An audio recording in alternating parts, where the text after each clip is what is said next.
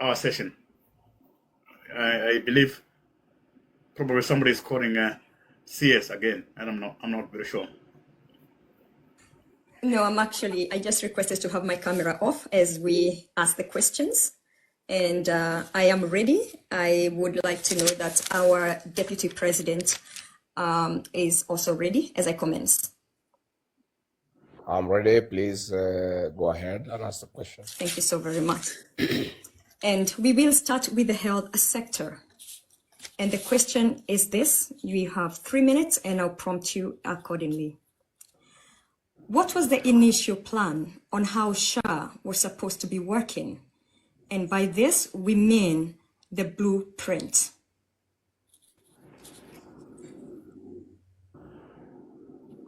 Thank you very much. In our manifesto for Kenya Kwanza, we did promise the people of Kenya that we'll come up with a better health system, an improvement of the NHIF, and the promise was that through NHIF, families were paying 500 shillings, and with the new system, they would pay 300 shillings. Unfortunately, this program was rushed without taking sufficient time and consulting all the stakeholders on how to implement the program to make health affordable to every Kenyan.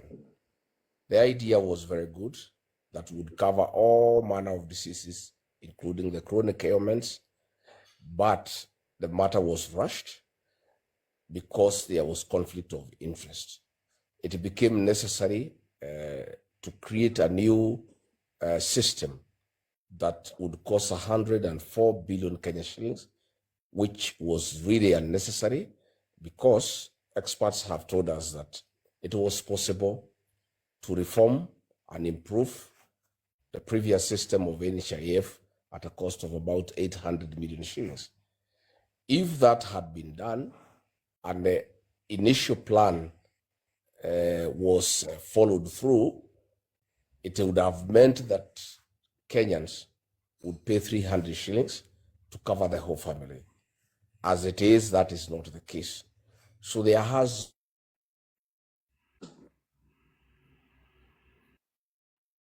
been a lot of problems out. It was rushed, and as it is today, many patients across the country are having problem getting their bills sorted out in hospital. So the idea was very good. The promise was apt, but the implementation has been very, very wanting.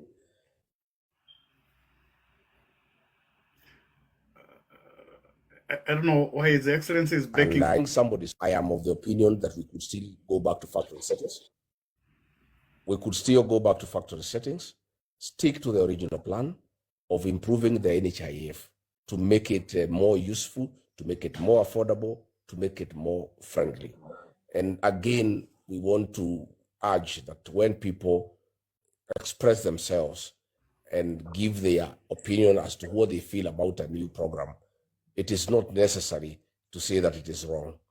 We can just listen to what people are saying and agree to be corrected where we are wrong, agree to take criticism where it is not working, take those divergent opinions as a strength, incorporate them in the initial idea, and have an improvement of the health program as envisaged in the manifesto. Okay, well answered. Now, you have clarified that SHA is not delivering the services as required. And I'm sorry, your network was breaking up when you were answering the question. So just to clarify, now that the reality check on ground is that SHA has failed the mass, the question is, with the new administration that you are planning on putting together, will you completely do away with a SHA, or will you rectify it and then sustain it? Now, we have to put into account that all these steps, whichever step that you take, it will incur more expenses. Please, you have about 30 seconds, answer this question. I think good governance is about listening to the people and taking their input as part of the solution. I don't think doing away with something entirely is the correct thing to do. What is important is to receive the views of all stakeholders, mostly the patients, the doctors, the nurses, the people in the health sector, and the Kenyans themselves. And once that has been done, you will incorporate what they think should be done to improve the program. So I think the most important thing is a commitment to listen to the people, to listen to the stakeholders, and incorporate their views and their suggestions. Thank you very much. The other question was a concern that the NHIF, there are people who had paid into it quite a large sum of money, and somehow the money disappeared when it came to be transferred to SHA. Are you planning on putting that into account, depending on whatever kind of step you're going to take? And also, if SHA does not work at all, and people don't want it because it's not delivering, and we don't know exactly who owns this SHA, what is the next alternative that you have for the mass? Bearing in mind that healthcare is one of the key elements in a society. In fact, it is true that very serious monies had been paid to NHIF, and nobody thought it necessary or bothered to tell the stakeholders, those who had paid money to NHIF, what happened to their money. If you look at faith-based institutions, the hospitals owned by the Catholic Church, by the PCA Church, and other churches, they owed billions of shillings that was in the former program. But the SHA was just introduced without any consideration, without listening to these people and taking time to explain to them what happened to those monies. There are so many people who had contributed money, and the government is silent about it. At any one time, people raise that matter. They are being accused of being critical, of being insensitive, of fighting the government. Yet that is not the case. The case is people want to know what happened to these monies. So I think that is a serious concern. And in the fullness of time, that is a matter that cannot be wished away. And if the current administration cannot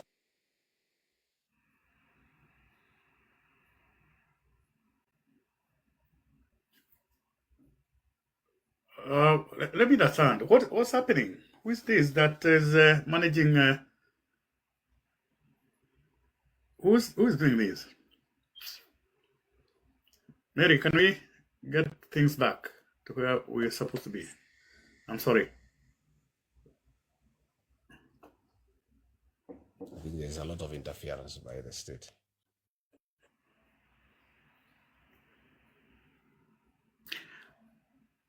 Who is this? I don't think moderators. We are not doing things right.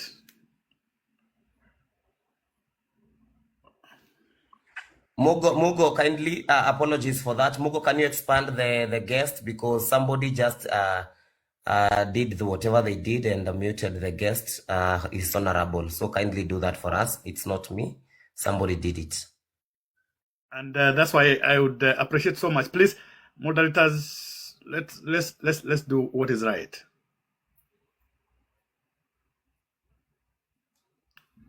Oh my God.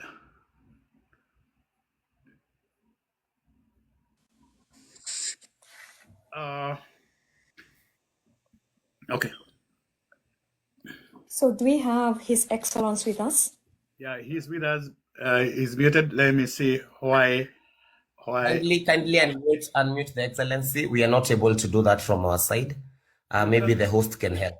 Yes, I've tried as much as I can. Even the camera, it's not able. So okay. I don't know what happened. Yes. They will be up in 43 seconds. In 43 seconds, he will be able to be back.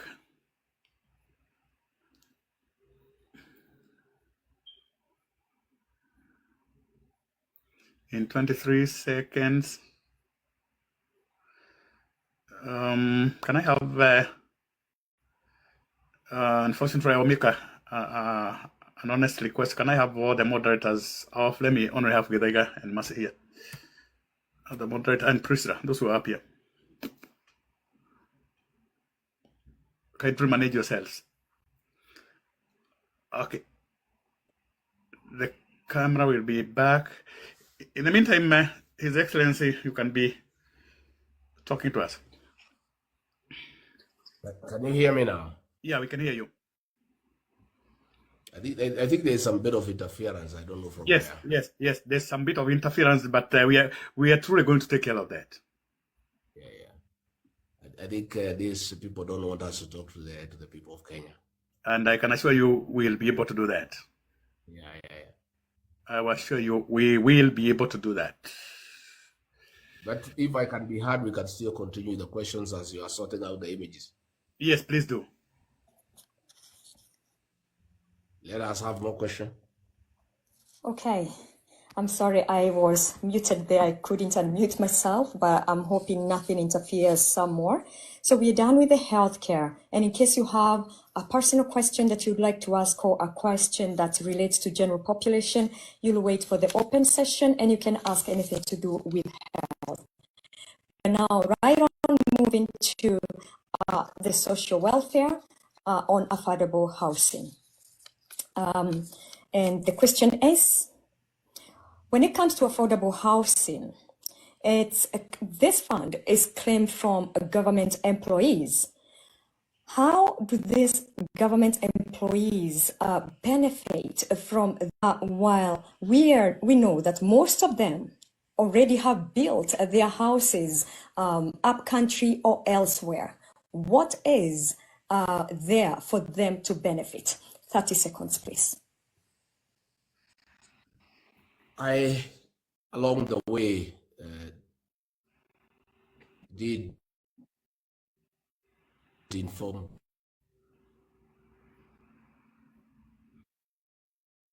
President William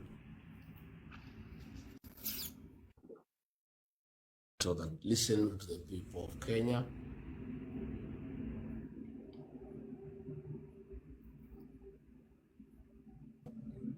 The people of Kenya did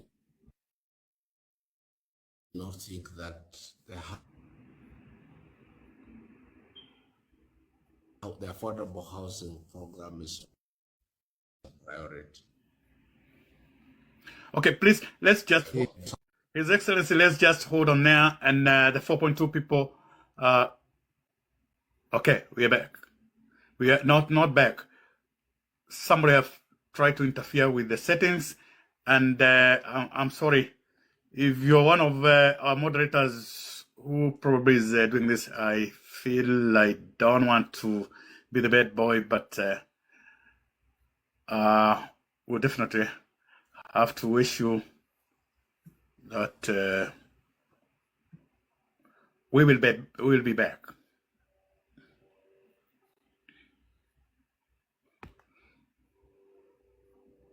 Continue, His Excellency.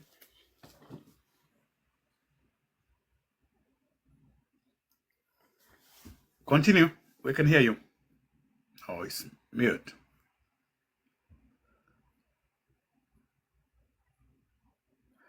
Hey.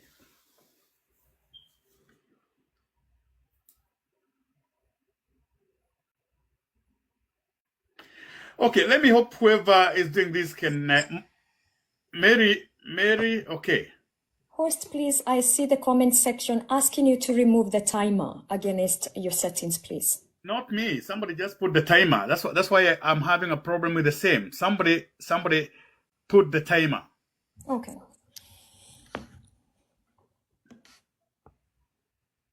Okay. So should we please repeat the question? Yes, please. Yes, I am saying that in my view and the view of the majority of the people of Kenya, 98% of the Kenyan population, the affordable housing program is not a priority for the people of Kenya. Housing is a private sector initiative. We should leave people to put up their own houses. We should spend all our resources in putting up the necessary infrastructure, creating roads, water, electricity, sewage, and then people can put up houses for themselves. We do remember Mwai Kibaki, the third president of the Republic of Kenya, opened up the bypasses, put roads, water, electricity, and sewage, and the houses came up on their own. It's a private sector initiative. So going forward, This is something the people of Kenya at the right time will have to review, whether you really need to tax people to put up houses that have nothing to do with you. Again, when you look at it, these houses are put up on government land using taxes collected from the people, and then the houses are sold to private people. So you wonder where is the benefit to the public. Those are some of the issues I really had a problem in government by having a divergent opinion and saying that in my own view, the affordable housing program is not a priority for Kenya. It should be left to the private sector.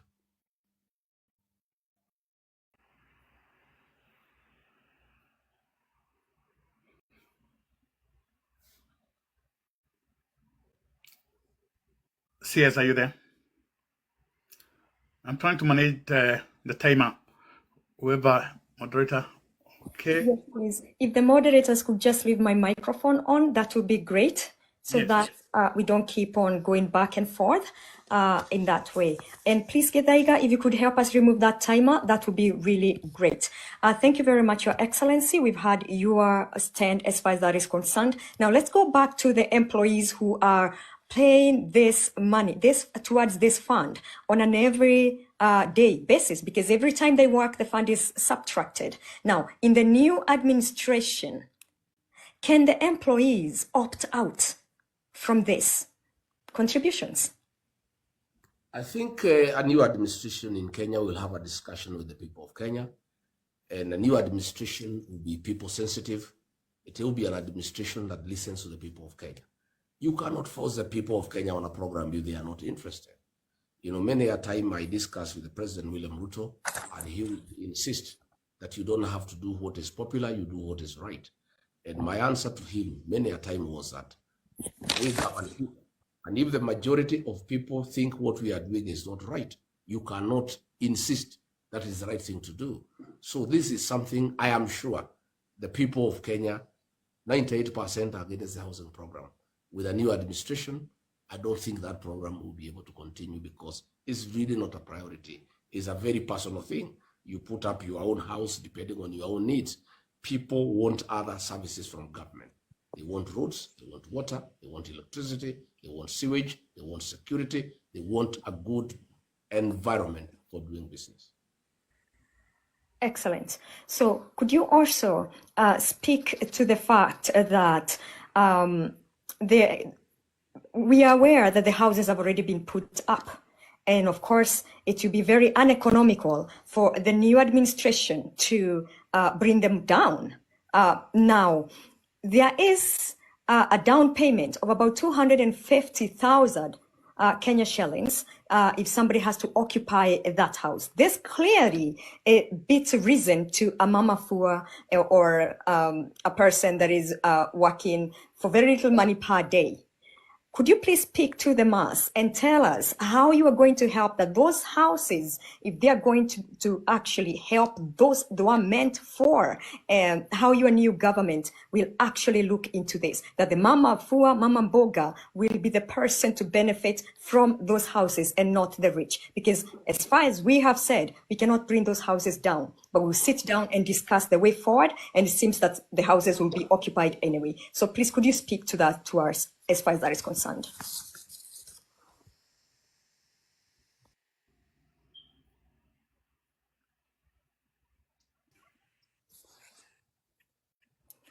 I think you are muted, please. We cannot hear you.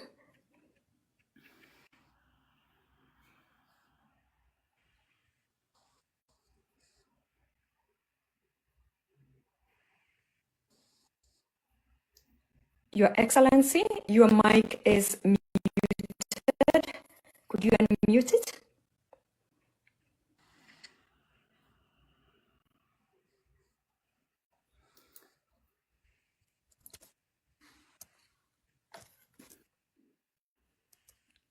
Your Excellency, your mic, kindly unmute it.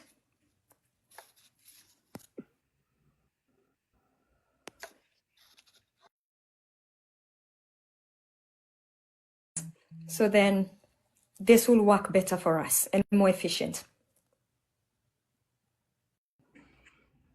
Well, somebody is interfering with the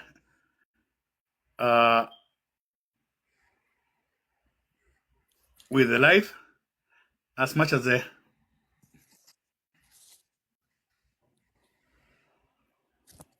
it's a little bit unfortunate, and I hope nobody is being used here to.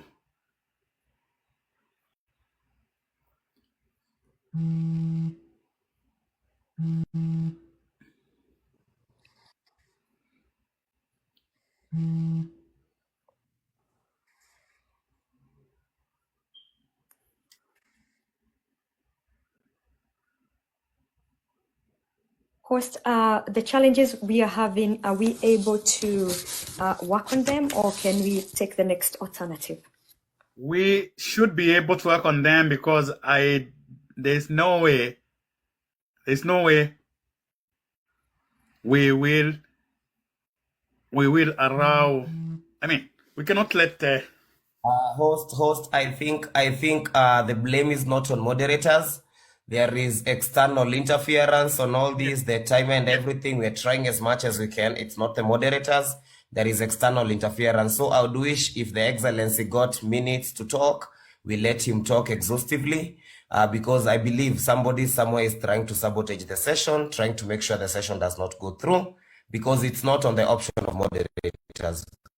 I'm trying as much as I can. So we can just go on. Everything is right for now. Please, moderators, don't mute any of the guests' microphone, because once you mute, we are not able to go live, including myself. So kindly don't mute His Excellency's microphone or the CS's microphone. Thank you very much. Let's continue, host. Thank you very much, Githaiga. You're doing a great job to try and uphold that. So please, Your Excellency, could you go ahead? Yes, definitely there is external interference, and that's what is happening in this country. There is a very great effort to make sure that people do not know the truth, and that is why there is external interference to make sure that we don't talk to the people, but we'll just soldier on in spite of the difficulties. I was saying it will be responsible for any government to bring down houses. What we shall do, and I think any new administration will do, is make sure that the houses that have already been put up are made available to those who can afford them. And then from there, we can be able to spend all resources to put up the infrastructure, to give services to the people. And then we can leave the private sector to deal with the issue of the housing program. That, in my view, is what is feasible. Thank you very much. I will proceed on and ask about the finance bill. In 2023, the finance bill fell through. In that finance bill, there were government projects that were supposed to be going on to this day. But at the moment, they've all stalled. Now, we have examples of the Mau Road and Karimeru Dam that have stalled. In the new administration, what are the plans that you have put in place to jumpstart these stalled projects? 1 minute, please. Thank you very much. I think, in my view, as an administration, we should have focused more on completion of ongoing projects rather than starting new projects and coming up with things that really are not a priority, like the affordable housing program. We had very many projects that were started by the fourth administration, led by President Uhuru Kenyatta, the Mau roads, the dams that you have mentioned, and in my view, that should have been a priority. Again, we do have pending bills, almost 900 billion Kenya shillings, and that is why contractors have abandoned site. That is why the projects have stalled, because the contractors are not able to go on without payment. We should have given that the first priority, to pay pending bills to people who have given services to government contractors who have put up projects. We pay them so that they can complete the projects. Again, you know that many people are having a lot of difficulty because of the pending bills. Many people have their homes auctioned, they have their business auctioned, and that is why, because of the absence of the 900 billion in circulation, there is no money that is circulating in the economy. So again, an administration that I will be part of would give priority to settlement of pending bills and completion of all projects that are going on before we can embark on new projects. Great. Well answered. Now, could you touch a little bit on how your government is planning on funding this project, bearing in mind that right now there is just so much taxing against a mass of people, and we are feeling the pain in every corner. The new administration, what steps are you going to take so that this pain is not so excruciating against the pockets of the general population? I don't think overtaxing people is really the way to build a country. Taxation is a way of raising revenue and is accepted all over the world, but it has to be done in a way that you don't kill the productivity. Today, if you go to the streets of Nairobi, you go to Yamakema, you go to Taveta, you go to all shops that were very busy have been shut down. In Yamakema, where goodwill was between 20 to 25 million shillings, today the shops are closed, and if you want a shop space there, you are not asked for any goodwill. You are to take this shop and pay whatever rent you are able to. We don't want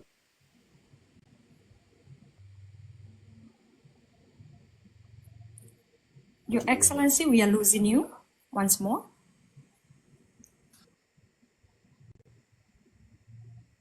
tax people. Avoid unnecessary taxation like the housing levy. That is something a new administration would have to do away with, and that will give a relief to the taxpayers because it is not necessary. You just tax people where you need to on things that are necessary, things that are really a priority to the people of this country. So I think we would have a responsible tax regime where you tax people for what is necessary and what is a priority. And then you make sure there is a prudent use of those taxes, where what you have collected from the people, you use it in a responsible manner for the benefit of the people. Okay. Thank you so very much for those questions. Now we are going to move on to the Labor Department. And the question for the Labor that we have for you is this. During the campaign, which you campaigned well and successfully, the youth asked the government to create jobs within Kenya, the Kenyan government, by building manufacturing units where the youths could actually work. Instead, the government chose to look for jobs out of the country in places such as the Middle East. From the feedback that we are getting from the ground, there seems to be no rules laid down on how the Kenyan citizens that go to work in the Gulf are to be treated. Neither is there a very clear way on how the people working in the Gulf can be returned home in case of emergencies. Now, this comes across as systemic human trafficking, bearing in mind that sometimes the living conditions are not that excellent for a human being. So in this case, could you please speak for this systemic human trafficking, or rather what we would call, or what comes across as modern day slavery? I am of the opinion that we need to encourage our young people to work here, first and foremost, by criminalizing enterprise. We have necessary resources here in this country. And if we allow business to thrive, our young people will gainfully employed. I agree with you. We have a program of labor migration where we are taking people to the Middle East. And as you know previously, the people who have found their ways to those countries have been mistreated, and it has not been a very rosy picture. And I am not aware of any program that has been put in place to make sure that our people don't get enslaved. I am of the opinion that we need to invest much more here in the country. We need to encourage manufacturing here in the country. We need to encourage agriculture in terms of horticulture and other agribusiness, where even our young people can be involved in agribusiness. I think we have enough resources in this country. We have enough enterprise in this country that can absorb our young people without having to send them out there. We don't mind a few people who can get work outside there, but that should not be a government policy really.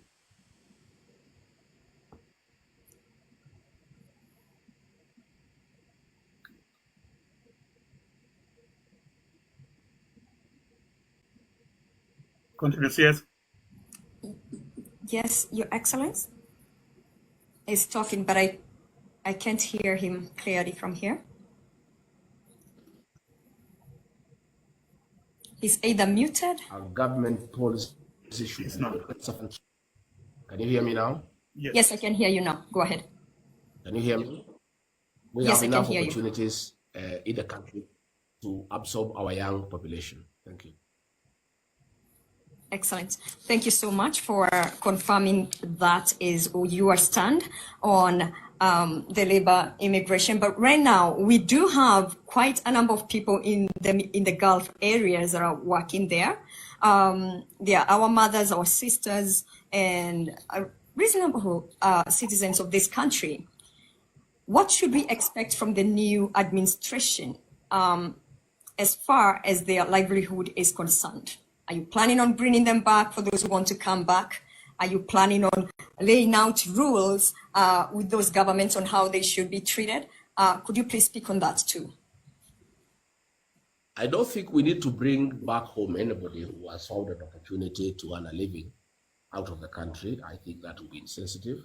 What we need to do is to engage the other countries, government to government, to come up with guidelines on how Kenyans are treated in the countries that they have gone to work to.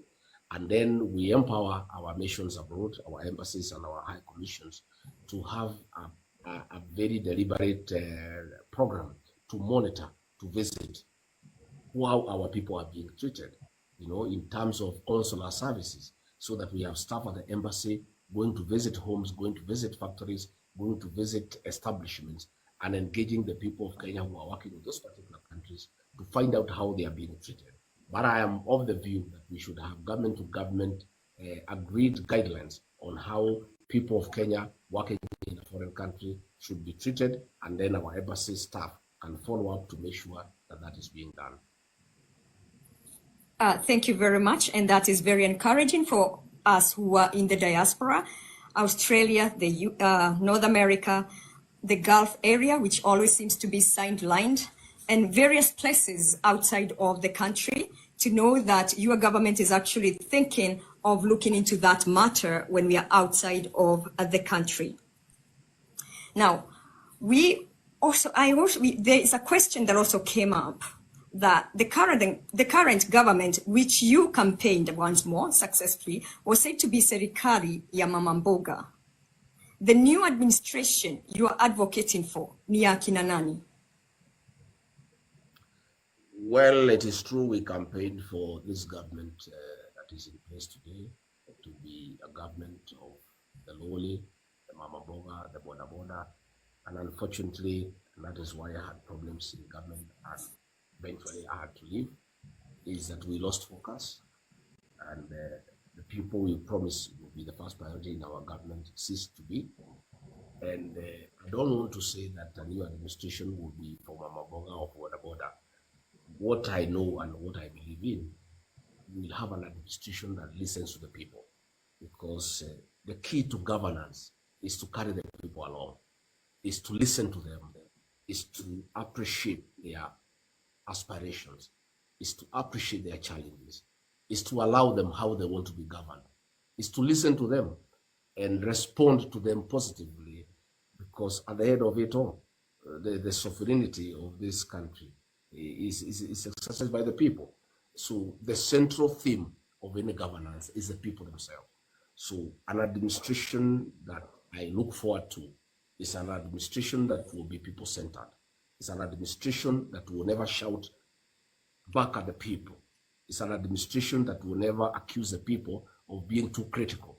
It's an administration that will always engage the people and take what they are saying seriously, embrace it, and address the issues that the people are raising. So I look forward to an administration that is people-centered. Thank you so much, Your Excellency. These are questions that had been compiled, and we are just about to start wrapping them up here. And they are in the general population. So there are questions that have been put together. And there will be another session that will be open and everybody can participate in this one. But this particular one, looks out for the general population, and our Excellency is doing very well at answering those questions. And now we would like him to speak on the current economy that is upholding very high taxes against individuals. How will your new administration bring a balance, strike a balance, an optimal balance of tax rates in the country?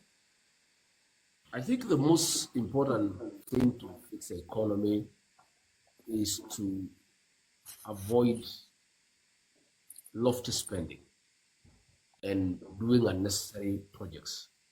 It is really to focus on a few things that are important to the people of Kenya: the health sector, the educational sector, fixing our roads, water for irrigation, making sure that people are secure, and avoiding a lot of projects that are not necessary, like the affordable housing. And once you agree that you want to address the basics, you will have to cut down on the taxation so that you don't have to overtax the people. And the people of Kenya are good people and they are willing to pay taxes, but they also want to see their taxes being well used. You know? If you look at the way we are spending money today in this country, for example, the impeachment of Rigathi Gachagua, billions of shillings were spent from government resources on a truly unnecessary exercise. You don't have to spend public resources for such a thing. I have seen meetings being held and people are being given 500 shillings to attend public rallies to be addressed by the president. That is really waste of public resources. It is really unnecessary. And I believe that if an administration focuses on what is important, making sure that our hospitals are working, there are drugs, there are doctors, there are nurses, that is good. If you spend money on fixing roads to make sure that people are able to get where they are going, people are able to get their produce and take it to the market, that is good. If you are able to make sure that the country is secure, you spend money on security, that is good. And that is what we look forward to, spending money on things that are important so that we don't have to overtax the people to embark on projects that are really not necessary. That will be our focus, to make sure that we are collecting taxes that are reasonable and those taxes are being applied to programs that have a benefit to the people. Excellent. Change is good, but we cannot usher change when we have people, the same people with the same mindset, working and rotating in the same government position over and over. Now, in the new administration that you're putting together, how will you address this issue so that we can see new people with new mindset occupying these places so that we can transition towards newness and progressiveness in your government? I think that is really a decision that the people of Kenya have made. The people of Kenya are having fatigue on cycling the same old faces. And when I listen, the Gen Z phenomenon is a real game changer in this country. And I can see as we go towards 2027, there is going to be a serious revolution in terms of leadership. I have here in my rural residence met young people who are seeking elective positions, who are very revolutionary, who are looking at things in a different perspective. And I can tell you that our young people are going to determine the next administration. And from what I gather as I interact with them and I interact with other Kenyans, there is a new beginning in this country where we are going to have a new leadership of young people, focused people, people with a different mindset. And I can tell you, I am very hopeful that we'll have different kind of leaders that are going to come up. And those are the people who are going to make a real change that we need in this country. Very well. Now we move swiftly to education, and we are going to focus more on higher education. What plan is in place to make higher education affordable? Let's bring one case scenario. A student in engineering has to pay 150,000 Kenya shillings per year. This is exclusive of any other bills, a place to stay, food, clothing, books, and everything else that they may require. Now, 150,000 is not something, is not an amount of money that a mama mboga would actually afford. And now we are questioning whether there are certain faculties that are reserved for the affluent communities in our societies, while not everybody can be able to access them, even when they have the grades. Now, how will you make education, higher education, more affordable for the people in the new administration? I think we had a good financing model, and the higher education was board help, and it was working well. And without applying our mind to the merits and the demerits, this administration decided to do away with it and introduce a new financing model without consulting anybody, without consulting the students, the parents, the lecturers, and the stakeholders in the higher education component. I think what is important is exhaustive consultation among the stakeholders. I am a firm believer that any responsible government must make education affordable. And if you look at our dispensation, we have various bursaries. We have bursaries by the county government, we have bursaries by the CDF, we have bursaries by the Ministry of Education. I am of the view that we need to collapse all these bursaries into one, and we can channel them directly to the people who are needy. And this money is quite sufficient. It's a lot of money. If you look at the money that is sent through the CDF, if you look at the bursaries that the counties are giving, if you look at what the Ministry of Education is giving, since this money is coming from one source, but going through different channels, we need to collapse all these bursaries into one. And then from a central point of view, we'll be able to help students from needy families. And I think that can work. As it is today, we have a problem because we changed the old financing model without thinking through the new one, and it's not working. Many university students are at home. They cannot go to college. And we are having a very difficult situation as a country.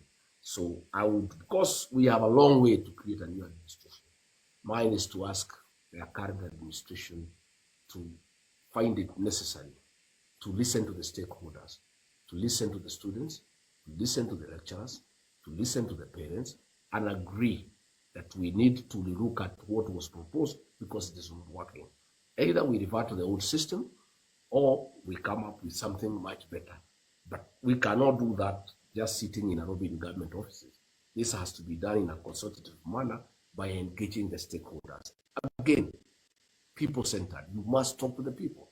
These students are the beneficiaries. The parents are the ones who are paying for them. Any new financing model without talking to the beneficiaries, without talking to the parents, is an exercise in futility. And it costs the government nothing to engage the people, to listen to them, and to listen to what they have to say. And Kenyans are very innovative. People have solutions to all these problems. All you need to do is to create an opportunity for them to contribute, to make suggestions. Let us agree, listen to the students, listen to the lecturers, listen to the parents, and together we can come up with a good financing model for university education. Thank you very much. That was a question that had been asked by the mass. As I have said, my work here is actually to present the questions from general population that had been compiled and the mass felt are important for you to answer. And we are remaining about 2 questions, and then we can open up the forum for the next section. Now, on education, still, we have people with special needs. That's persons with disabilities.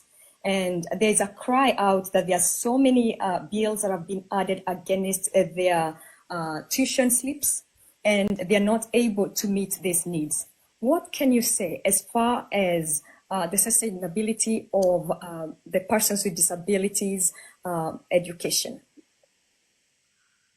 I think the hallmark of a good government is how it treats the disadvantaged people in society. All over the world, people with disabilities are the challenge of the state. You know, any government anywhere in the world has a responsibility to people who have challenges, people who are impaired, people who have challenges here and there, the elderly people, and those with who are having challenges. I think it is only fair that we come up with a very comprehensive program on how to treat and take care of our PWDs, because it's important that we do that as a country, as a people, as a nation. And that happens all over the world. Again, it's the same for the elderly, the senior citizens of any country. We must always think about how to take care of their medical needs, how to take care of them in old age. And that is really a service, because those are not people who are able to gainfully be employed or able to meet their challenges. And that is something that those of us who are putting up an administration that we think can be responsible for good governance and for improving the lives of our people, is something that we are really putting our mind to.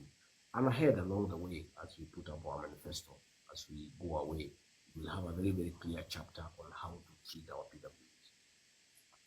Excellent. So in this case, are we expecting to see representatives of the groups of people that have special needs on the table when it comes to discussions? Because we expect to see the roads accommodating them, accommodating the blind, accommodating the hard of hearing. We expect to hear the education system also providing brailles and all that they need, wheelchairs at an affordable price. Are we hearing from you that we are going to have people with disabilities at the table during discussions?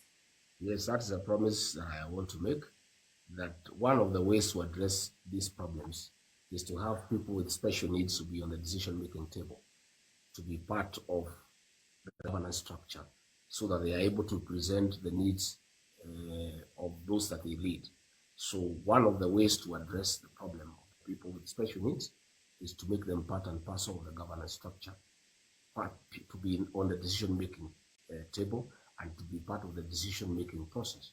So we intend along the way, from day one, to have people with special needs to be part of our team, so that they are represented, so that once they are there on the decision-making table, the issues, the aspirations of people with special needs are well represented and articulated.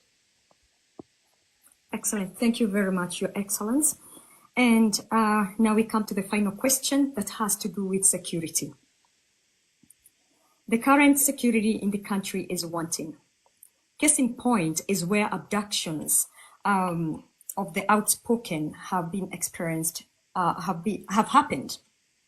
How is the new government planning on remedying the current situations, the insecurities in the country?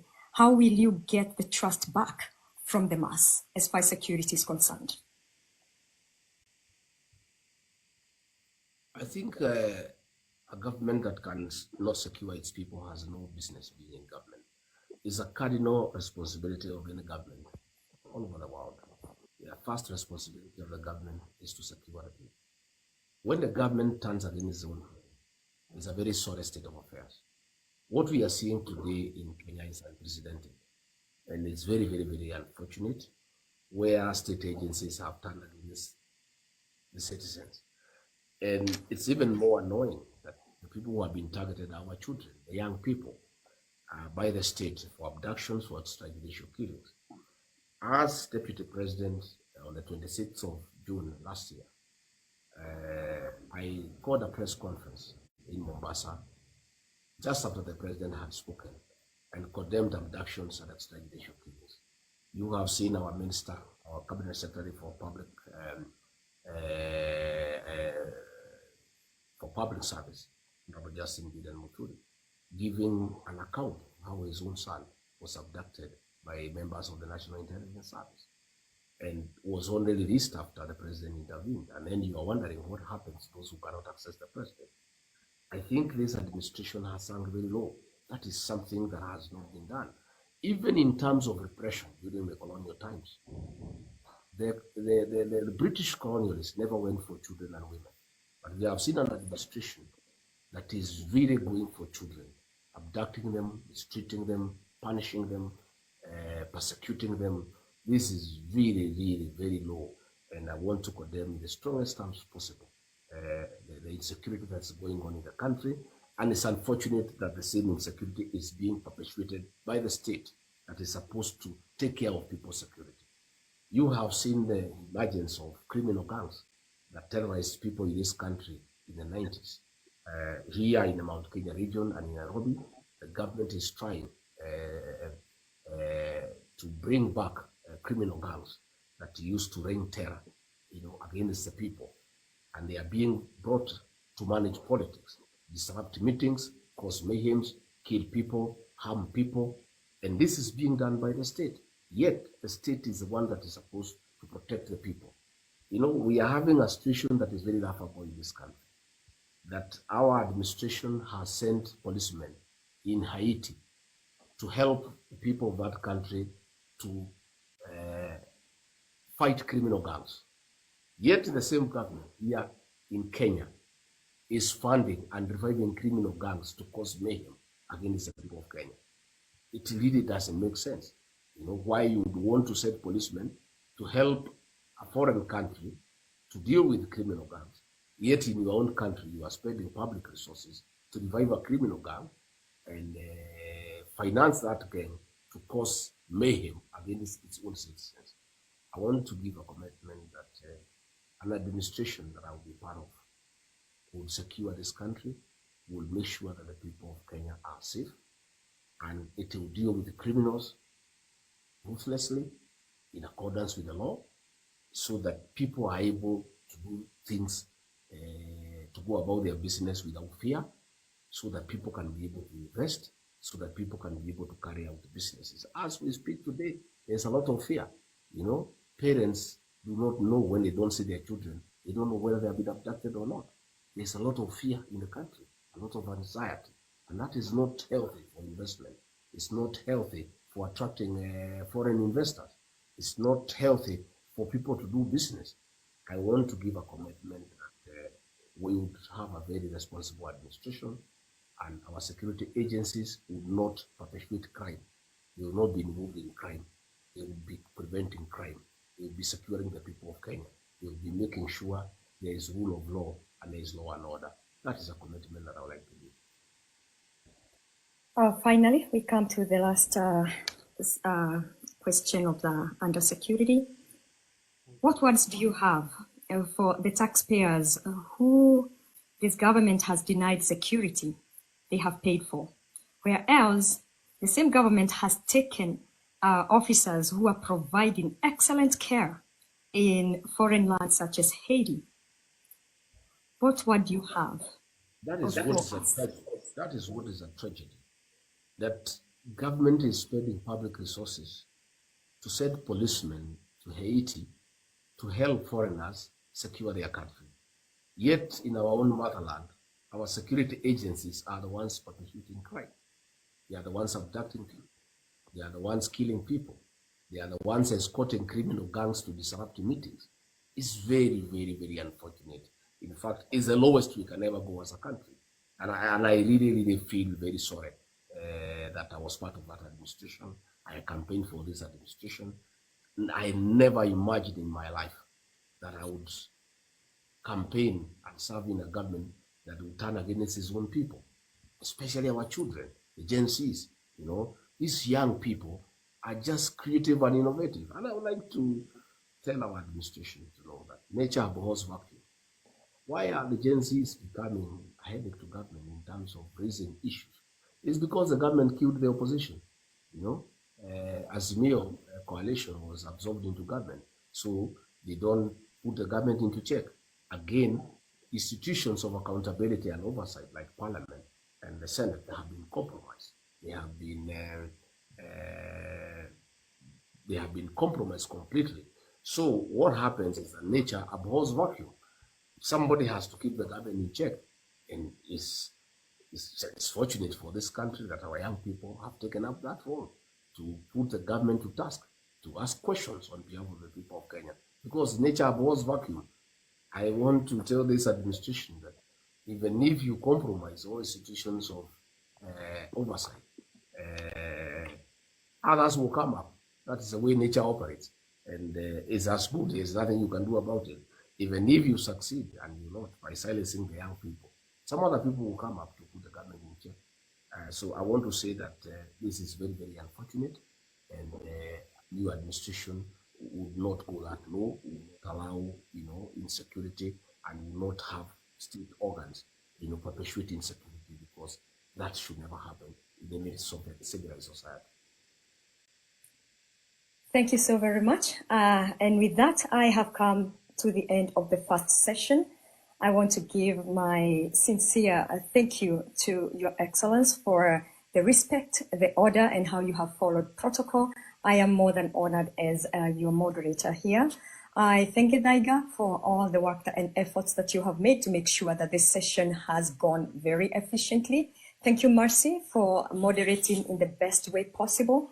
The host, I'm so glad for having me, and should you call again, I'll definitely come. You've showed me so much respect, and you've accepted me so very much in all ways. Thank you so much. And for all those people who gave those questions, especially my people in the diaspora, thank you very much. The questions have been answered, and I hope you're satisfied with what our Excellence has spoken about. These questions were from the mass, and by mass here, I mean general population. And there were questions that have been regarding generally in the air, where every person has been asking, okay, what is the stand on the Constitution? What is the stand on healthcare? What is the stand on this? Now that that session is over, we'll be able to up people and they can ask the general questions that they need in Section B. My name's C.S. Mumbi. Thank you very much for having me. Thank you very much. Thank you, CS. We appreciate His Excellency. I think I feel very honored because I have dealt with the politicians. I've not seen one who will be patient for almost 2 hours and we make it look like 10 minutes. His Excellency, with your permission, we will now go to the second session whereby you will be able to interact with Murima directly, because that is where we belong. That is where we are. But before we get there, I would ask our moderators, we had so many questions. If we have those questions, I'll allow a few questions to be asked. And this goes to Sonny if he's there. You read us a few questions that have not, on subjects that are probably have not been tackled. In the meantime, people are so excited. His Excellency, watu wanauliza na tutakula dinner lini na His Excellency huku diaspora. So that is a question that I would like answered. Maybe before we get there was one issue that I wanted to spend 3 minutes to talk about, if you allow me. Yes, please. It's the issue of the IBC. This country, we had problems in 2007, post-election violence, and you know how ugly it was. And we had the Krieger Commission that made recommendations on how to avoid such situations in future. And the Krieger Commission recommended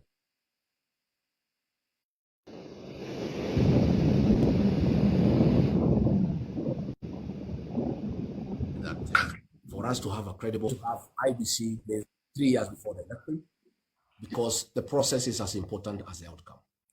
We are having a very, very dicey situation here in the country because there are no IBC commissioners and the elections are 2.5 years from now. And there has been very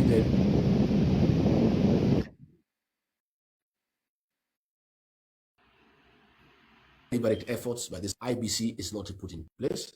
Cases have been put in court by proxies of the state to make sure we have no IBC. We are appealing to the international community to pile pressure to administration to agree that we need to constitute IBC.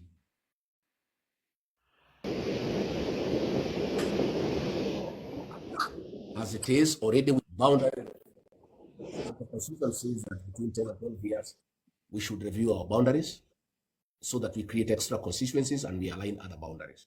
Today, as we speak, we have no IBC to start preparing for the election. So mine is to appeal to the international community to put pressure on the government to constitute the IBC. And you have heard some very close politicians to the president making statements that are very worrisome. You heard a member of parliament saying that they can extend the president's tenure by another 24 years. You have had another member of parliament, because the president said, even if the votes are not enough, they will manufacture them. These statements are very worrying. You saw another senator, close to the president, tried to bring a bill in the Senate to extend the president's tenure to 7 years. And when you look at all these things and the absence of the IBC, you see a red flag. So we want, as a country, because this is a democratic country that carries out elections in every 5 years. And one of the ways to stabilize a country is to have very credible elections. So we are calling upon the constitution of the IBC, we are calling upon the international community to pile pressure on this administration to have the IBC constituted so that it can start preparing for the next general election, it can start rolling out voter registration. And on that note, we have also noted that there is a deliberate effort to deny young people IDs, because the Gen Zs are the ones that will determine the next governance structure in this country. And I think this administration is uncomfortable with the Gen Zs. And we have found there is a deliberate effort to make sure that young people are not being registered as Kenyans. We want to call upon the government to allow our young people to have IDs so that they get ready to prepare to register as voters, so that they can.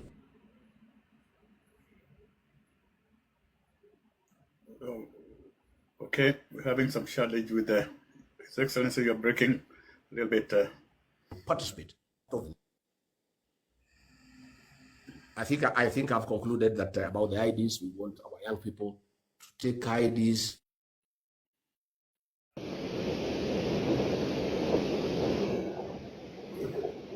and to register as voters because they have an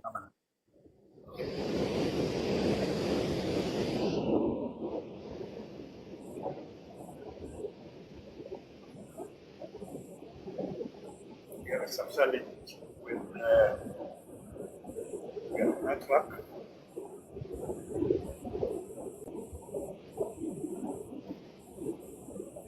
Maybe the host, you can mute your microphone. The host, kindly, you can mute your microphone to give a smooth run to the Excellency. So host, mute your microphone so that the DP can speak. Thank you. Yeah.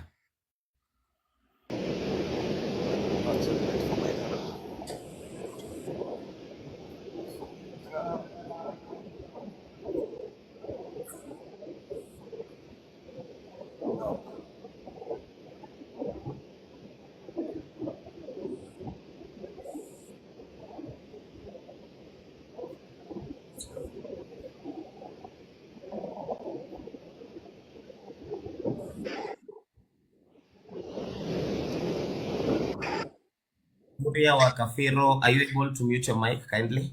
There is the noises coming from your background. So if you're able to mute your mic. Let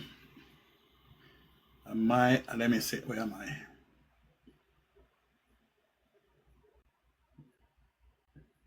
Oh. So ladies and gentlemen, in the meantime, we can continue putting questions on the comment section. We are put your questions on the comment section. Ensure they are as brief and direct as possible. I'm noting them down. Maybe I can ask once everything is done as we conclude. So kindly put up the questions on the comment section. Thank you very much. In the meantime, Kode is trying to mute his microphone and we are trying to get back His Excellency. So I really hope it will be smooth.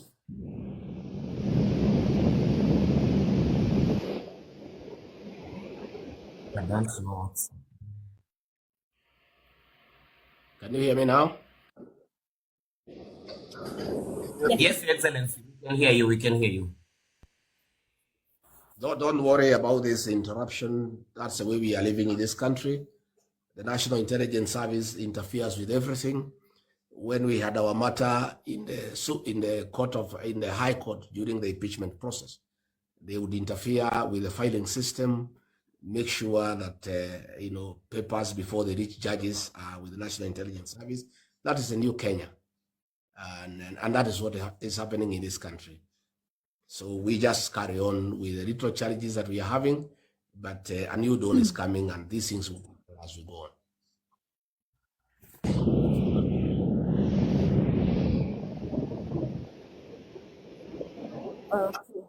Thank you so much, Your Excellency. And as the host tries to mute his microphone, I think he can read a few questions that I have written down from the comments section. Yes. About the merging of 42 parastatals, you can touch on that. And there's also this other issue of isolating Mount Kenya. We have a statement not once, not twice, that the other tribes are going to conjoin and stand against Mount Kenya. Then there's also this of IBC you've touched, and also give Kenyans the way forward. Now that you are not in government and you are looking forward to coming up with something that is going to guide us on. Back to you. I think the issue of merging parastatals is clear.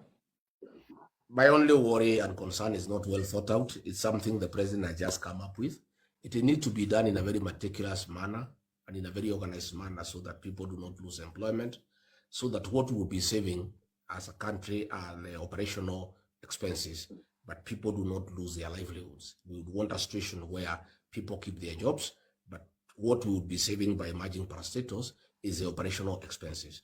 Again, from where I sit, that is something that has just been announced and it has not been carefully worked out. And I can tell you it will be a mess because it's a one-man decision and no committee has sat down to look at it and to decide what will happen. Don't worry about the interruptions that keep on coming on. In terms of isolating Mount Kenya, it is not possible. It is something that President William Ruto has tried to do since we elected him into office. The people of Mount Kenya region gave him 47% of their vote. And then he has turned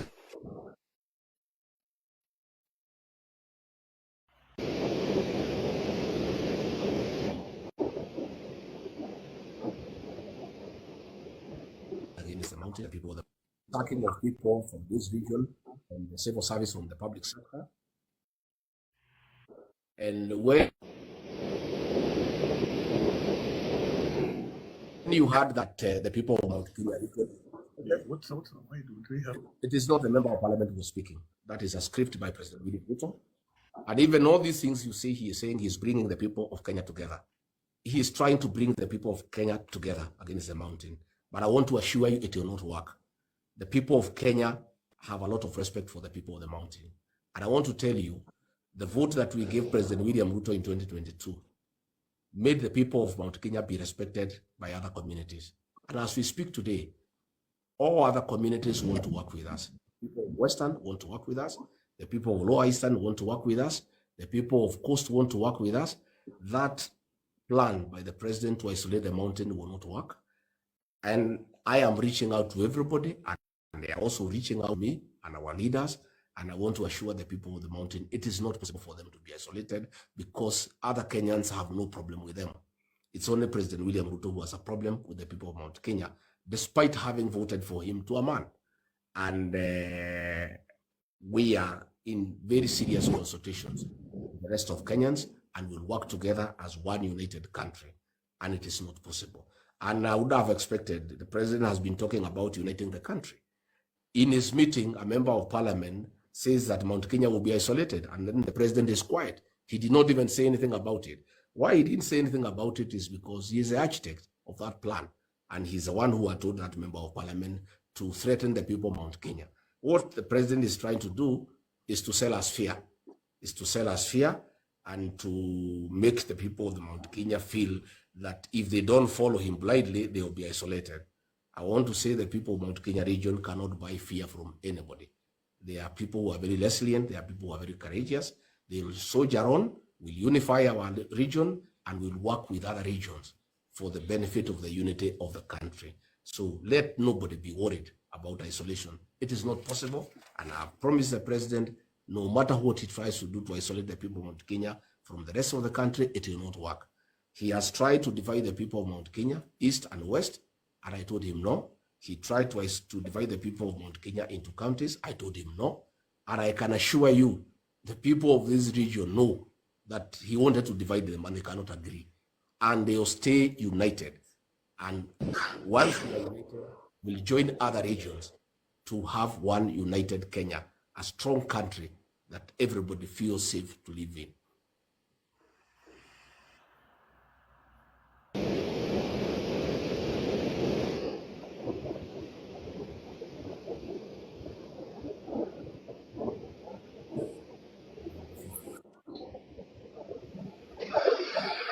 Thank you. The host, can you kindly mute your microphone? Is it possible?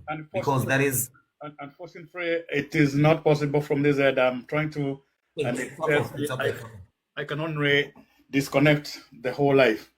I have nothing to do with it. Okay, let's give His Excellency the time. We'll just work with that. I think it is interference, so I'm trying as much as we can to have very limited interference. So maybe we can continue with that, Your Excellency. You are breaking maybe for a few seconds, but it's okay. We are hearing, we're getting the point. Thank you very much. You can continue. Currently, you're good. Thank you.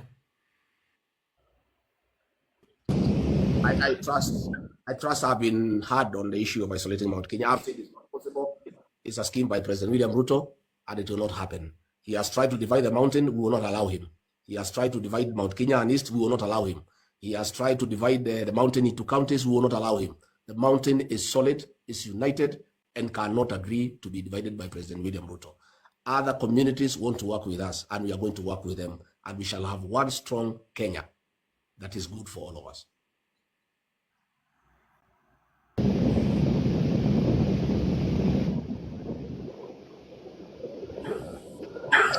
Thank you very much, Your Excellency. Now, maybe I would love to pass a question from our side. And mine is something that Mercy had asked on, but I would like maybe kuifafanua. And this is on the way forward. Your Excellency, you had hinted late last year that by January this year or the end of January, you will give us a way forward in terms of politically. Most of us were in the United Democratic Alliance Party. Some of us were in the Jubilee Party. We are all stranded. We are all scattered all over. And we are really looking forward. We have seen so many meetings, even in Wamunyoro village. We are really anxious. So maybe the Deputy President, you can talk to the people of TikTok on maybe what is the way forward. Or are we going to have a new vehicle? And being an aspirant in the coming election of an MCA, maybe I would ask this.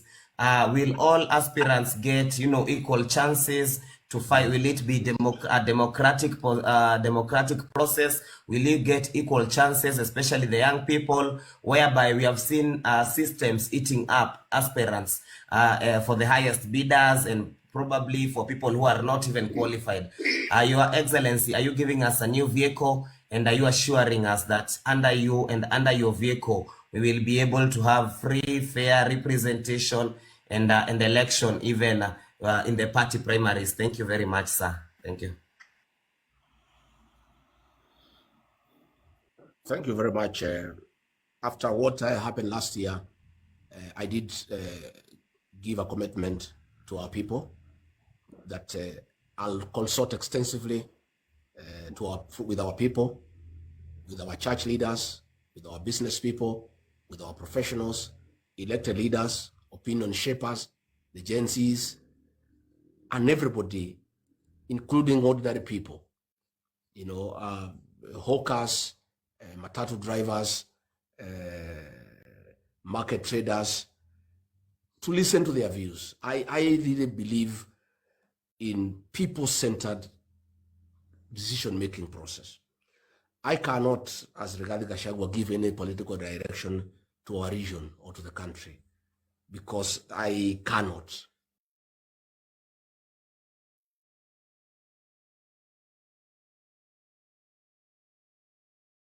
I must listen to the people. Is that thousands of people are trooping here day and night.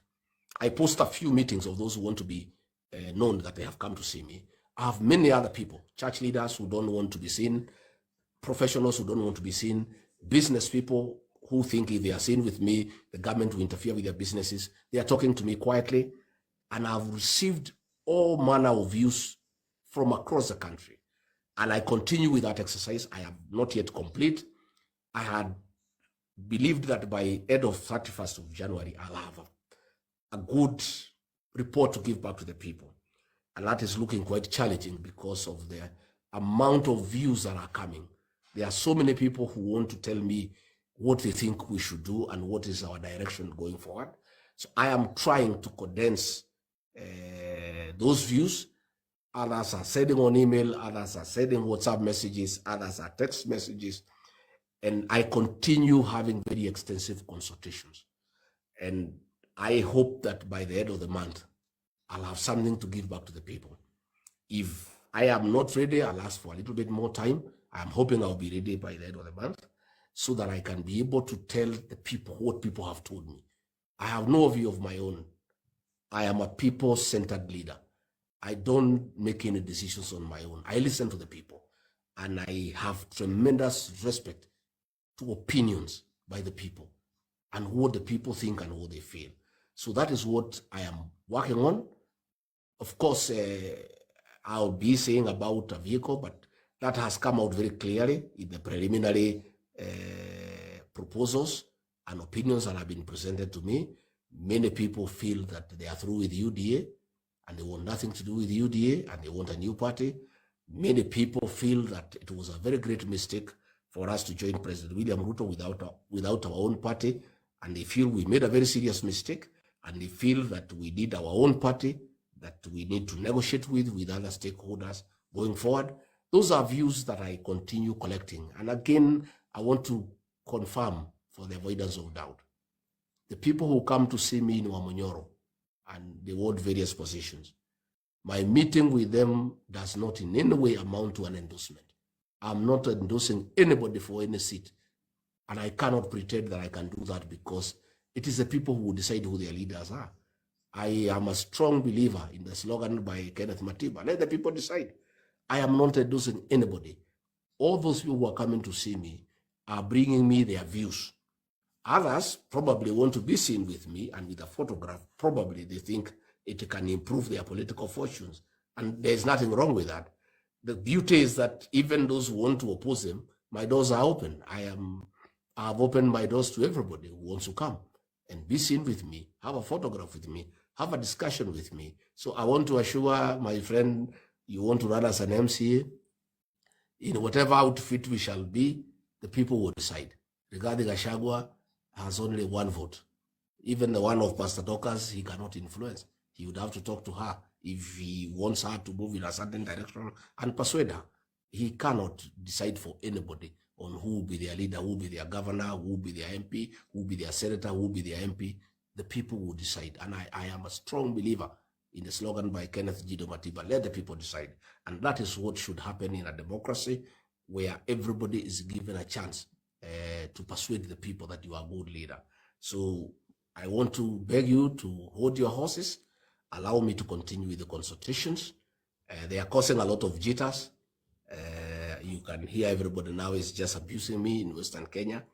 The president and his team went there for a development tour, and Rigathi Gachagua has become the center of that tour. Instead of discussing roads, they are discussing Rigathi Gachagua. Instead of discussing water, they are discussing Rigathi Gachagua. Instead of discussing sugarcane farming, they are discussing Rigathi Gachagua. And I want to tell the people of Western Kenya to be very, very careful to learn from us. The president was here for 5 years. He would spend 6 days here, he would spend 7 days here, and that's the way he convinced us to vote for him. So you be very careful. You can learn from us. You are just being wooed the way he wooed us. Now he doesn't come here because we know him. You know, he cannot repeat the same thing again because he was here. He was here in church every Sunday. He was in every village. He knew every road by name. Now he's disappeared because the people of here have known him. They have known that all those things he told us were not true. They were lies. And he cheated us and he conned us. So I want to tell the people of Western Kenya to be careful. We have seen that script before. What is happening is what happened to Mount Kenya region. So he is 6 days, 7 days in Western, promising this, promising that. Nothing will come out of it. And I would like to ask the president and those in Western Kenya, please deal with the issues in Western Kenya. There is a road infrastructure that is very wanting. There's no water. There are no drugs. People have problems. The sugarcane factories need to be sorted out. Rigathi Gachagua is not the solution of the problems in Western Kenya. A whole president and the whole brigade goes to a whole region. Instead of discussing development, they are just discussing Rigathi Gachagua. Rigathi Gachagua is not a road in Busia. He is not a water pan in Vihiga. He is not a hospital in Luanda. How come you have trivialized a whole tour of a region to one person? You are just discussing a person instead of discussing the issues that are a challenge to the people of that area. And also it's good to respect the people. When you talk about corruption, the people of this country, including a grade 4 child, knows who is corrupt. You don't even to ask them who is corrupt in this country. When you talk about incompetence, the people of Kenya know who is incompetent. That is where we are as a country. That is sheer incompetence. If you ask people in 2 years what has happened in this country, that is sheer incompetence. So when you talk about people who are corrupt, people who are incompetent, just take the mirror, look at yourself, because the people of Kenya know better. They know exactly where we are. People are very intelligent. You know, it's the way we used to have in Nairobi. A pickpocket would snatch a bag from somebody and then would point to the same person and say, thief, thief, thief. And then the people would run against that thief. But people are very intelligent today. When you speak to people in Western Kenya, in Kenya, they know. About corruption, they know. About Adani, they know. About the 104 billion program for SHA, they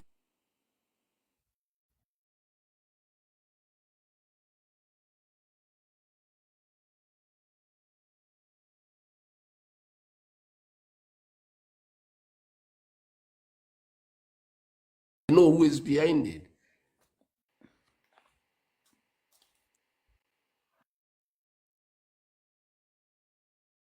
About the buying of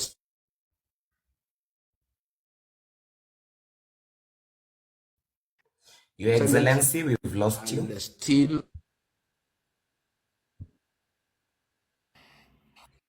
for the help. Hear me now? Yes, now you're back.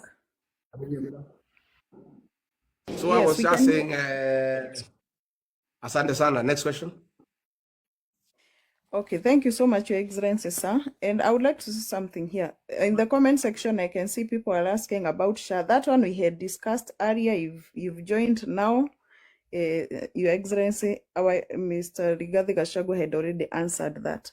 I have 3 questions here. Are you safe? How is your security, Your Excellency? The other question is, appointing so many CS from Mount Kenya, is that a way of dividing Mount Kenya? And the third question is about social media. Kenyans are using social media so much to express their grievances, but we are being silenced. Abduction, our pages being hacked. What do you think should be done? Thank you. Thank you very much. I am safe in God's hands, and I am good, and God has taken care of me, because at the end of it all, it's God who protect us. My security was withdrawn. I am not bothered, and criminal gangs have been sent to attack me. You know, in the Muru in November, criminal gangs with the police escort were sent to assassinate me, and they wanted to kill me, but God saved my life, and I want to thank the people of Bibirioni and the young people who protected me, that they were not able to do so. On the 28th of December in Shamata, a policeman in uniform was sent to disrupt our meeting, and he threw a tear gas canister at me. Again, the people defended us, and we were fine. Last weekend, members of a criminal gang were sent to attack my wife in a prayer meeting in Kamukuji grounds in Nyeri. Again, God took care of her and she was safe. We have seen the revival of a criminal gang here in central Kenya by government, by the president, to try to disrupt my meetings, to intimidate me, to attack me wherever I go. But the young people in this region and other places in the country have taken care of my security, and they do take care of me. But above all, we trust in God to take care of us. And we want to say that trying to intimidate me and disrupt my meetings so that I don't go for meetings will not work. Everybody in this country knows I'm not a coward. I am not easily intimidated. We'll continue going for our meetings, and we want to ask our people to continue offering security to our meetings wherever we go, so that those who have been sent to attack us. Appointing CSS from Mount Kenya is a good thing, there's no problem. But if the intention is to win the Mount Kenya back, it's an exercise in futility. I did tell President William Ruto along the way that the people of Mount Kenya hate deception and betrayal. And I told him that the people of Mount Kenya hate betrayal, and he himself is a beneficiary of the people's distaste for betrayal. When the people of Mount Kenya perceived like he was betrayed by President Uhuru Kenyatta, they decided to support him to show their distaste for betrayal. And I did tell him many times that if he betrays the people of the Mount Kenya region, they'll never forgive him. And I told him betrayal in Mount Kenya region is unacceptable, is unforgivable, is an abomination, it is a taboo. And once it has occurred, there is no remedy. Even if he appoints the whole cabinet from Mount Kenya, nothing will change. Even if he was able to revive Dedan Kimathi, Mwai Kibaki, Jomo Kenyatta, and appoint them to his cabinet, nothing will change in the Mount Kenya region. Even if he was to revive Gikoyo and Mumbi and the 9 daughters, make Gikoyo his deputy president, make Mumbi his prime cabinet secretary, make the 9 daughters, Washera, Waithera, Wanjiru, Wambui, and all as cabinet secretaries, nothing would change. The mountain is gone and gone forever, because the mountain hates betrayal and hates deception. Those are 2 things that the people of the mountain hate. So no amount of appointing anybody in this region will change anything. The people are through with President William Ruto because he betrayed the region and he deceived the region. And there is no remedy. That is a matter that is a closed chapter. And I start to be corrected, and in the fullness of time, he'll come to know. And that is why you find he's getting very irritated that when he sends condolence messages in a funeral, people refuse to listen to them because they are through with him. And you know, in our community, a funeral is a very solemn moment. In many times, even those who are perceived to have killed the person who is being buried, if you attend that funeral, people still allow you to say something, and they never ask you. So if you find people of this region have refused to accept your condolence messages, they are through with you forever. And it is unnecessary to harass Justin Bieber and Muturi.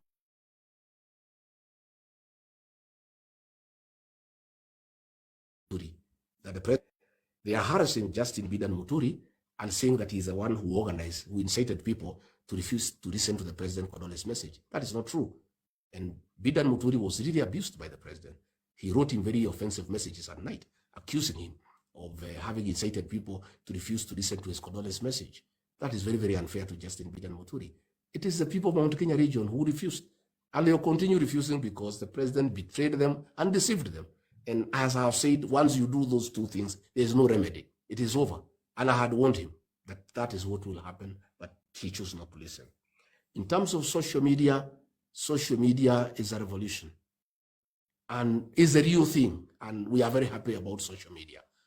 You know, a long time ago when we had KBC, you would be able to censor news and only let people know what you want them to know. And that is how the people of this country were governed. Today, even if you bribe the mainstream media not to broadcast what Rigathi Gachagua has said, the social media will do it. In fact, by the time we get to the evening news, people through social media already know what has taken place. So we really want to affirm TikTok, the X Space, the Facebook, and I want to encourage our young people to continue using the social media as a tool of change, as an oversight mechanism for this administration. Our young people, we really want to salute you. And let nobody call you criminals. And let nobody tell us as parents that we have brought up our children badly. We haven't. We have brought up our children very well.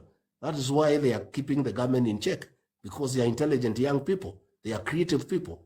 But I want to tell my children, agencies, I love you so much and I have tremendous respect for you and your capacity to bring transformative change into this country.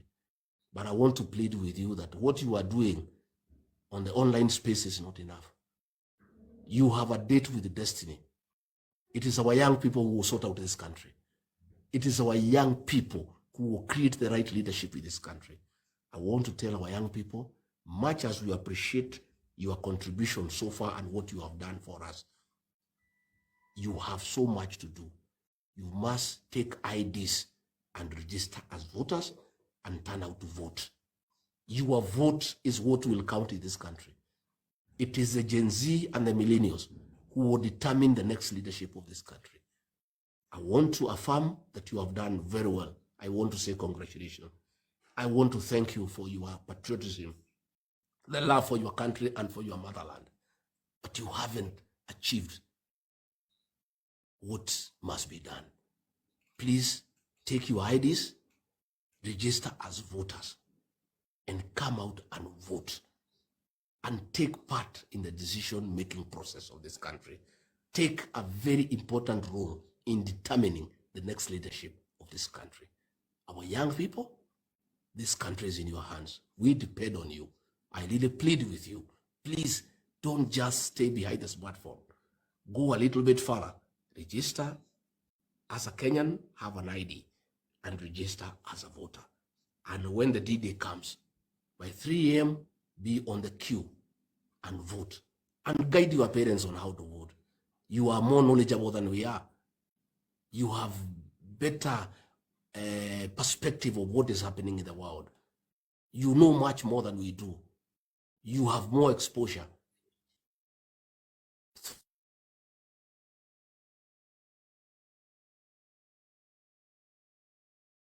Do their own.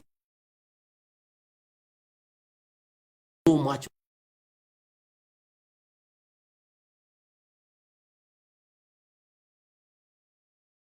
Your Excellency, we lost you. We lost you a few seconds ago. So maybe we can... space. Please, I was just telling the Gen Zs and the millennials that they have a date with destiny. They cannot just work on the smartphone. They have done so far well on creating awareness, but they need to do a little bit more. They must register. They must have an ID. They must register as voters. They must come out to vote. They are the ones who will determine the next leadership of this country. Thank you very much, His Excellency, the People's Deputy President. We appreciate you so much, and all very excited. And with your permission, I have a few questions being asked here. It's like our people feel the work you have done today is wonderful, is great engagement, and people are so excited with today's engagement. One question that is coming around is, are we likely to be able to host you in the next few days? Because it's like, with your permission, we may not want to diversify from the language that we're speaking today, and probably the next sitting we could be able to address. I have seen, including my own mother here, amekuwa akiuliza redio yake remaining. So I would be with your permission, if we would be around. I think I agree with you. Let us. I think I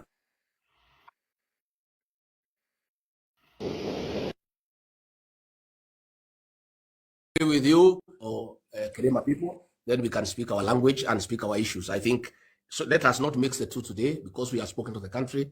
And I can see my time is now running out for the next meeting. I think we have done very well. We have spoken to the country. I would be very happy if you create another forum for us to talk to our Murima people in our own language, our own issues. Not that we talk against anybody else. We talk issues that are specific to us, that are unique to us as a people. And we have never talked against anybody. And nobody should ever feel uncomfortable when we speak our language. We never talk against anybody else. We just talk about ourselves, because every community has its own unique issues. And there are issues that are very specific to themselves. So if you agree, I request that we'll create another forum for the Mulima people, and then we can have our own discussion. Thank you very much, His Excellency. I would wish to, with your permission, we have so many people on Facebook, YouTube. They are all like, we are so excited with what is happening today. I will pass this word around, and with the inclusion of all the stakeholders who I believe are our voters and our friends who are both out in the diaspora and in the country, we are going to set a meeting probably in the next 5 days with your permission. And with this, I would like to say something that really touches me.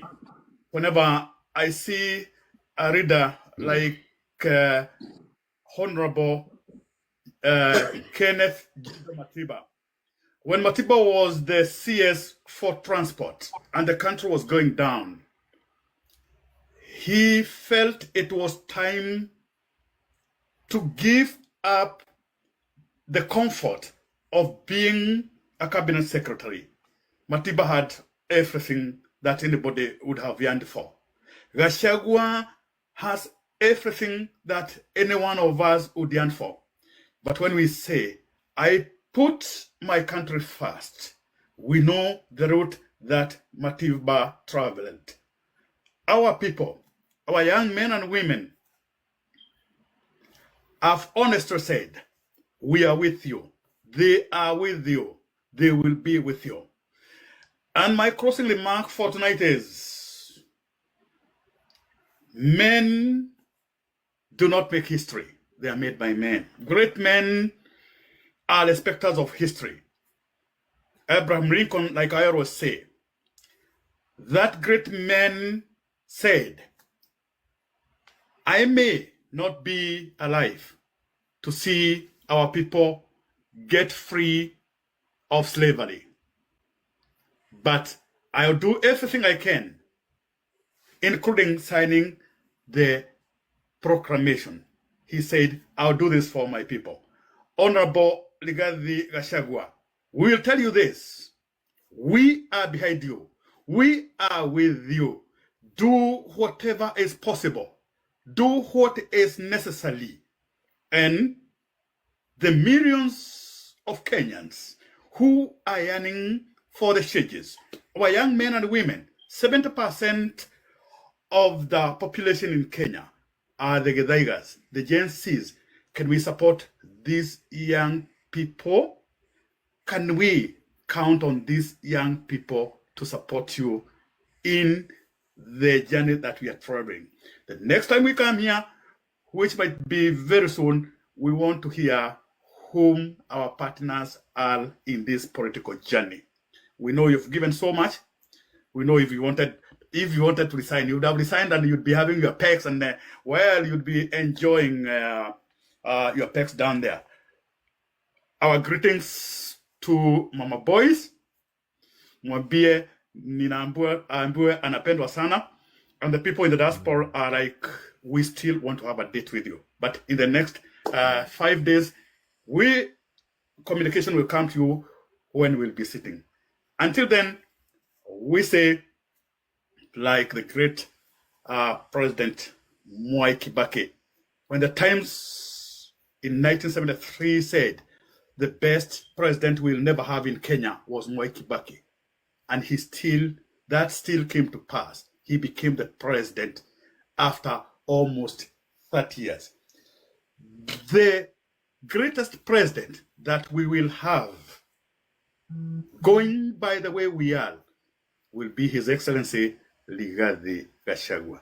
Until the next time that we meet, you may wish our people a good evening. Thank you very much, His Excellency. You can leave at your own pressure after wishing us. Good people. Thank you very much, good people, for listening to me for that interaction. I wish you a good evening and take care of yourselves and work hard. And for those in the diaspora, remember us back here at home. And we love you. And I look forward to further engagement. Again, this is our country. We have no other country. We have to really take time to think about our people, to think about this country, and working together, we'll succeed. Thank you very much and good evening. Asante sana, Your Excellency. Asante sana, everybody. Thank you for your host very much. Thank you for this opportunity. Ladies and gentlemen, we have come to the end of our session. So whoever we had is the second Deputy President of the Republic of Kenya, His Excellency Rigathi Gachagua. He's also the People's Deputy President. It was such an interactive session, and it is good that we've gotten so much insights. In fact, and indeed, we have a date with our destiny, and he has also challenged us and given us a challenge that this requires the efforts of each and every one of us. Young people, we continue injecting where necessary. We continue giving positive criticism where necessary. This country is ours. The future belongs to us. We are going to claim every bit of it for the best of ourselves and for the best of our children in future. Kuria Wakafiro, I would love to say thank you on behalf of moderators. Asante sana. Asante sana kwa kutupatia hii opportunity. Thank you for connecting us with the Excellency. Kuria Wakafiro, maybe I would love to extend this request. Just like kama watu wa Diaspora, ningependa pia sisi tuko na kikundi chetu cha aspirants ambao especially wa mlima, those ones are the ones I know of, wale wa mlima ambao wako nyuma ya His Excellency Rigathi Gachagua. Tuko hapa TikTok. Some of us are running in Nyeri County. Mimi niko hapa Mukurweini, kuna wengine Nyandarua. We have a whole team. Maybe in future, or maybe you can try and organize maybe for us to visit the headquarters of the revolution, which is Wamonyoro village. I would really appreciate and we would really be grateful. However, that said and done, we are willing and we are going to work very hard to ensure that this time round we don't do things wrong, and this time round the young people of our country get rid of all these, hypocrisy, all these watu wanachaguliwa alafu wanageuka wananchi. Indeed, the Deputy President has said we have a date with the destiny, and indeed we will have that date with the destiny. Asanteni sana kutoka kwangu, nimekamilisha. Thank you very much, and God bless you all, and God bless Kenya. Asanteni sana. Thank you very much, Zaiga, and all those people who have participated in this great debate tonight. Zaiga, unajua mimi nasikiaga ukisema tulikuwa na live goal, na nasikiaga unatuambia tuuze ndio tumalize hiyo live goal. You have a live goal here, and that notwithstanding, I will assure you, our young men and women, the Gen Zs,